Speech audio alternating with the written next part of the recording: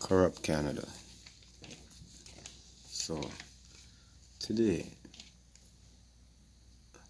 before okay, I noticed something with all of my people, if not most of my people in this country. We're gonna stay on Canada right now. Stick with Canada right now, because I know this happens in Jamaica. This happens in England, all over the world. I know this happens where we live in the land, but we don't know the laws of the lands. This is very important because every one of my people them seem to know some sort of scripture out of the Bible, but can't, and they'll tell you with numbers and everything, but they can't tell you one section out of the charter of the land that they live in. This is a problem, and this is why you have lawyers keep scamming us like the Law Society or from the Law Society and solicitors from the Law Society. This is why they try to use might to beat you out of your rights. Today, I'm going to go over the Canadian Charter of Rights and Freedoms. I'm not going to go over the whole thing. If you want the whole thing, I'm going to leave a PDF file in the description so you can go over it for yourself and see for yourself what I'm talking about. But I'm also going to have some inserts of these while I'm running the audio so you can see what I'm looking at. Right? So the first page, it pretty much just tells you it's a Canadian Charter of Rights. So you're gonna flip that page. The second page, okay, you see the Canadian Charter of Rights and Freedom guarantees the rights and freedoms set out in it, subject only to such reasonable limits prescribed by laws as can be demonstrably justified in a free democratic society. That should be the first thing. It should say rights and freedoms in Canada right beside it. They have subsections and they have little indicators on the sides. You should see it like where it says fundamental laws. Fundamental laws. Everyone has the following fundamental freedoms: freedom of consciousness and religion, freedom of conscience and religion, freedom of thought, belief, opinion, and expression, including freedom of the press and other media communication. Read this again. Kanye need to live in Canada. Freedom of peaceful assembly and freedom of association. That means when, going back to B, when you're gonna put a publication ban on somebody's court file, like what they did on my court file, yeah, that is the rights that was given to you that they deprived you of when they do things like that. And we're gonna go deep into it because that's just the tip of the iceberg right now.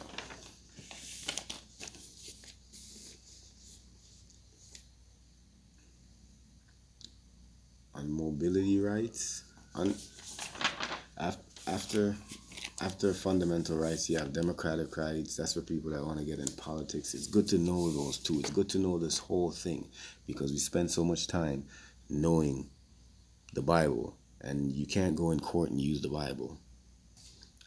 I can bet $20,000 any one of you go into court and use the Bible and win. I'll pay you out $20,000 because I know it will never happen. It's all a joke. You understand me? This is what, when it comes to law, the Bible is pretty much like a comic book. They laugh at you because they don't believe it themselves. I see officers like Corkill, Larmore, a whole bunch of officers go in, Sergeant Murphy, Salim Hussein. I seen them go in court, put their hand on the Bible, and swear on whatever God that they praise that they're telling the truth. And some of them got caught on lies. Some of them are caught on videos. So, and I'm looking at it as like, I don't see their so-called God taking a step or the so-called God taking a step. I know that the creator of all things is real. I'm not going to say that. But whatever God that they claim is in these books, it's a fraud. And And I would tell my people them stop reading these garbages because it's blindsiding you from what's happening around you. These books don't dictate the laws that they're making to hold you down.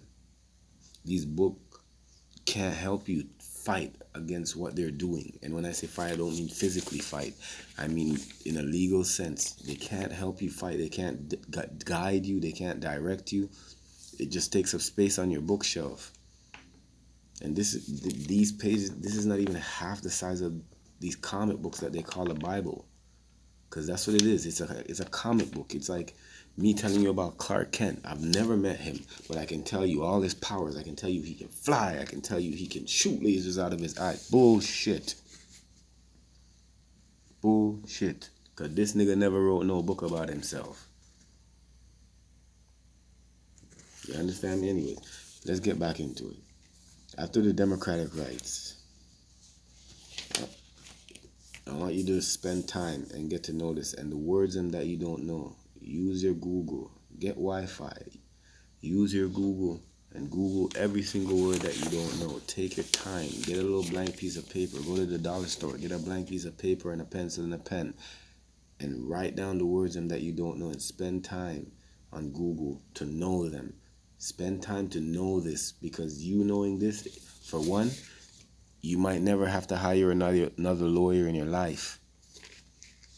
Because in each section of the law, you have the criminal section. Yes, there's books that are on that teaches you the procedures, teaches you on what's supposed to be done. But this is one of the main guidelines for every citizen in Canada, the Charter of Rights. After democratic rights, you have mobility rights. Every citizen of Canada has the right to enter, remain, and leave Canada. So when Daniel Brandes the Crown and Salim Hussein is gonna take my passport and destroy it right there. And I'm putting this up so in case people are wondering what's going on in my case, when I come across the rights that they've infringed on, and that's what it means when they deprive you of their right. It means that they infringed on your rights.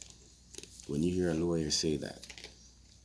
Number 6(1), every citizen has the right to remain and leave Canada. And you'll see that some of these, when it says 6, you'll see 6(1), you'll see 6(2). Like, we'll just go through it because you'll see it as we go down.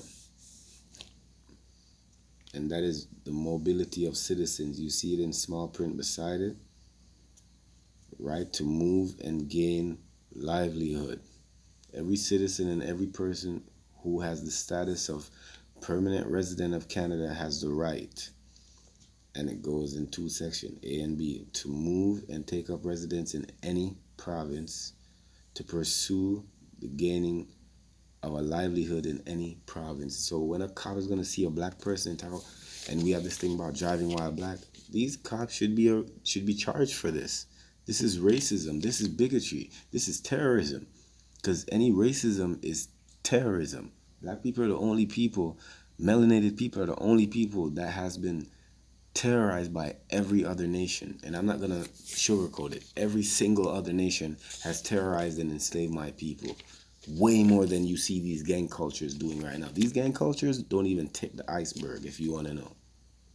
It's just that these white privileged people, colonizers, they spend so much time they spend more time erasing history than they actually give to you. Probably like twice as much, if not 3 times as much to erase the history than to give it to you. But let's continue. In mobility rights, section 6. This is kind of long, and it's tied in with my case, but the main one I want to get to is legal rights. That's the main reason why I'm doing this video. This is the main one I know a lot of people want to hear, but I'm going to post up all of them and post a PDF so you can get it. So, legal rights. Everyone has the right to life, liberty, security of the person, and the right not to be deprived thereof, except in accordance with the principles of fundamental justice. So what that means is all these rights, all these liberty and security, meaning the police too, They can't see you and just be harassing you like that.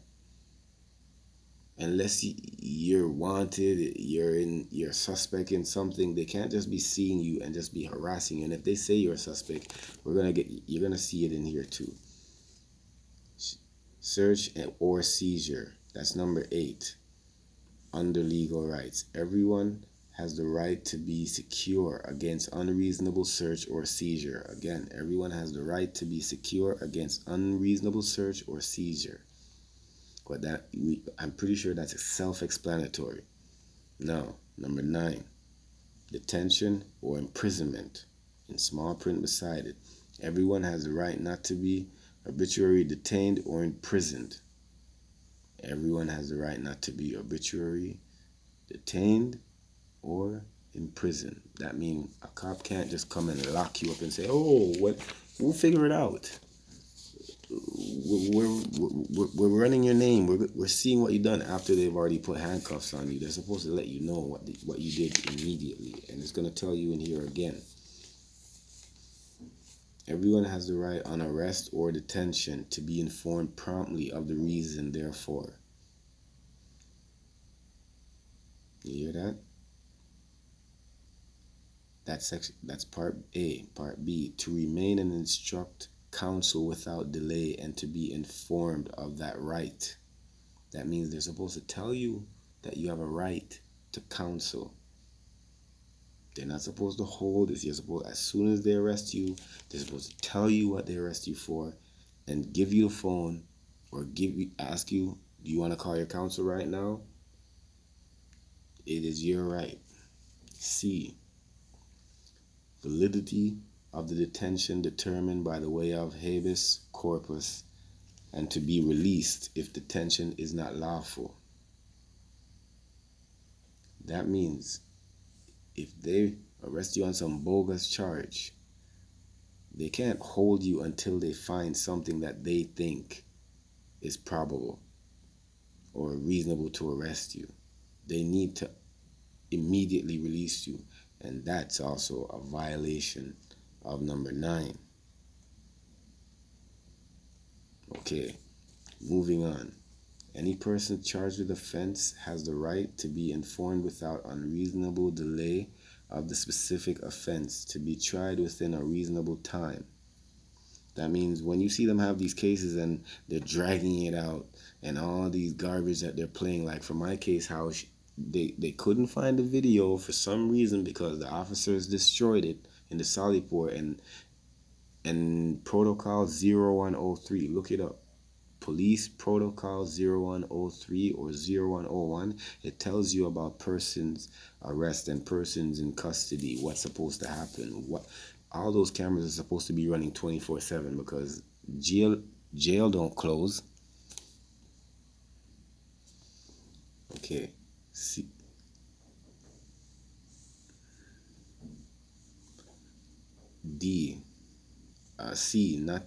not to be compelled to be a witness in proceeding against that person in prospective offense.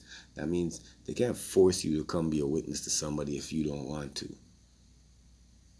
If you don't want to, you can't be compelled. You get me?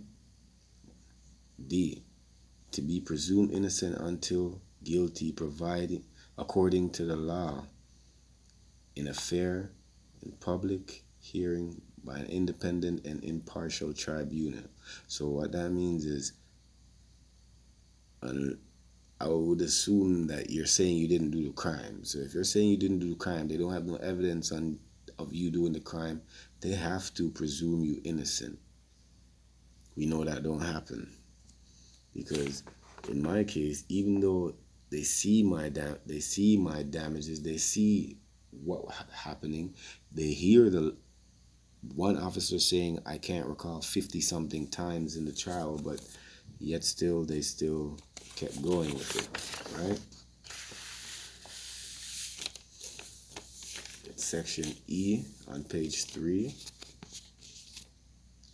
of legal rights, not to be denied reasonable bail without just cause.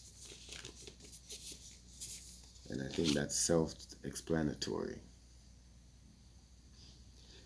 These go very deep, and I don't want to spend too much time explaining, but I am going to put up the link to it. I'm going to put up a PDF myself so you can see it. Everyone has the right not to be subjected to any cruel and unusual treatment or punishment. Again, everyone has the right not to be subjected to any cruel, unusual treatment or punishment. And here's one of the ones that I really wanted to highlight. I'm going to skip some of them and go to equality rights, right? And this has to do with the Crown, because in my case, the Crown is saying he has immunity because he performed his duty when he was running his malicious prosecution. He was in his duty, so he's allowed to do that. That's pretty much what he's saying. Now, equality rights, it says every individual is equal before and under the law and has the right to equal protection and equal benefits of the law without discrimination.